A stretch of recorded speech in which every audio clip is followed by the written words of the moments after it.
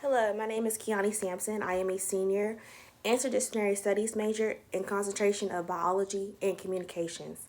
And today I'll be talking to you about the culture effect in communication. I said that culture can intervene how people behave and talk in a group setting and in a individual setting. So number one, you want to evaluate, understand there are different cultures.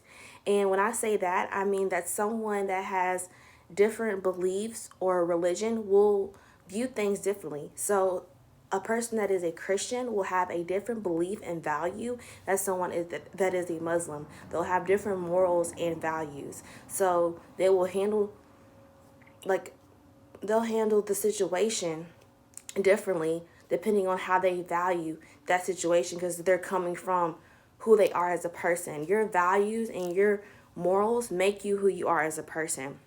So, in order to be successful as far as communication within your workplace or just even in your like everyday life, in your relationships with your family, with your friends, can really affect how you communicate if you're not going to know there are different cultures and values and beliefs out there. So just be diverse, be open minded, and be flexible. The text talks about co-cultures, so groups that are clear, have a clear identity in a group of people or a minority.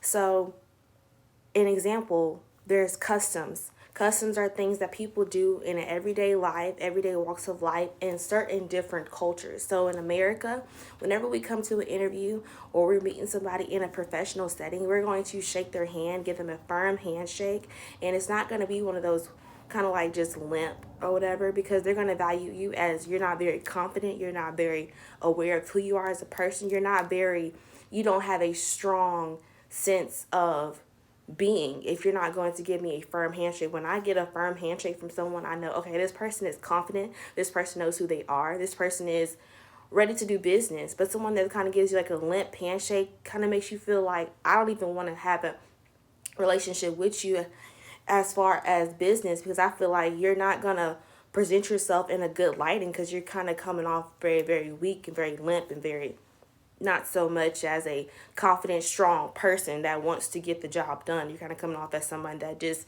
is here and doesn't really want to be here. So, in concentration to that, China or Japan or Asian cultures, they're going to bow down with their head and their hands kind of together as this motion. And that shows respect. If you were to shake their hand and you thought you was in America, you were in America, they're gonna look at you crazy. That they're probably not even gonna talk to you or something, or they're gonna be very very distraught. That's just like if somebody was to bow to you, you're gonna be like, oh, I don't really know what to do because that's not what I'm accustomed to. Making that a custom. It also talks about the social classes. So, you have your high class, middle class, and low class. And depending on what class you are going to pretty much affect how you communicate as well. So, somebody for a very high class is going to pretty much present themselves in a good lighting and always trying to make sure that they are putting their best foot forward. As far as somebody in a low class is probably going to be a little timid, very shy, very just fragile because they're just used to being at that bottom and they're probably going to feel intimidated by somebody in a high class setting because they have more power and, more things going on for themselves. So, unknowing culture differences can hinder your communication and make you have issues. So, if you're not accustomed to knowing there are different cultures and diverse things out there, you're going to be not that successful as far as when it comes to communicating, as far as when it comes to just in in everyday life. You're just going to be running into issues because you're not very aware of what is going on around you, and that's going to make you not very successful in anything that you do.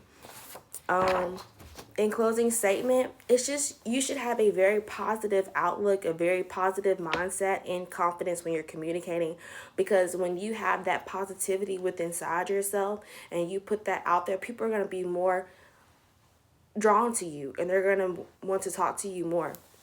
So, in my closing statement, I just said that communication is the key tool that we use every day in order to make us successful in any relationship that we interact in. Thank you.